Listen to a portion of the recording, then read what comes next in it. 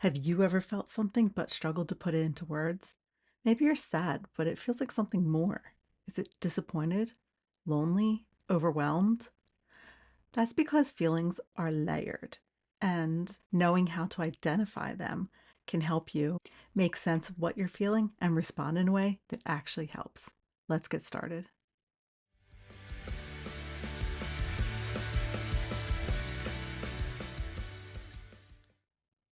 Hi, everyone. I'm Dr. Missy Kleins, and welcome to Big Feelings. Today, we're going to break down primary, secondary, and tertiary emotions, what that means, how they build on each other, and how this knowledge can help you to understand yourself and others better. But before we get started, I just wanted to share that this winter has been kicking my butt. I am already prone to seasonal depression, and this one's been a rough one. After getting through a January that feels like it was never going to end, I'm just ready for spring. And if you've been struggling too, you are certainly not alone. Like or comment so I can reassure you, like, we're in this together. But I will say this, it's the work that I've been doing on feelings and understanding myself that's kind of helping me get through this because it helps me to know what this is I'm feeling and then I can figure out what to do with it.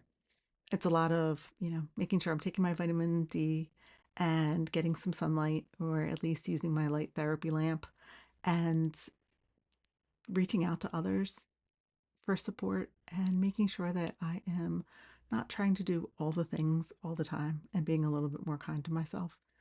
So I just want to share that with you in case it's helpful at all, just to know that, it's all right to just do what you can and you'll get through this. So today, using the feelings wheel, I'm going to walk you through an example so you can see how emotions evolve and how identifying them can help us improve our emotional intelligence, our self-regulation, and our coping tools.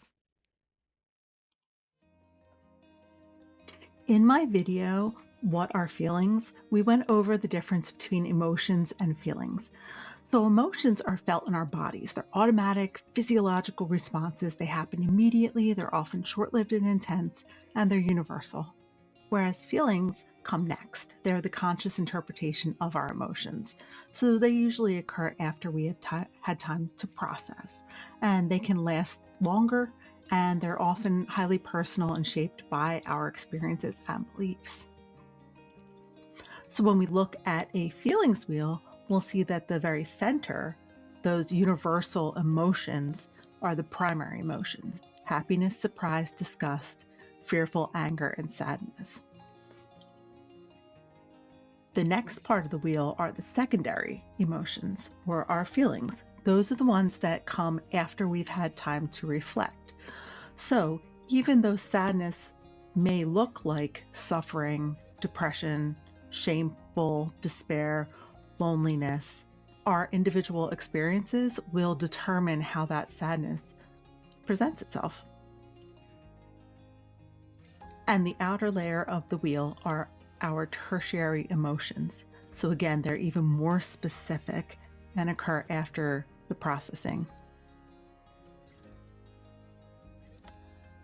So primary emotions are defined as immediate, intense, and universal.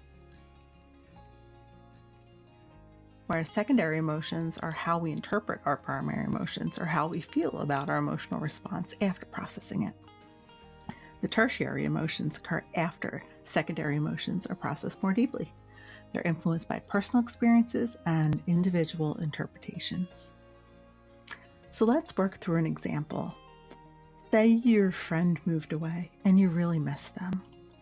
And you know that brings up a lot of sadness. So you start with your primary emotion of sadness, that feeling of sorrow or unhappiness, often in response to loss or disappointment. From there, you go out to the secondary emotions.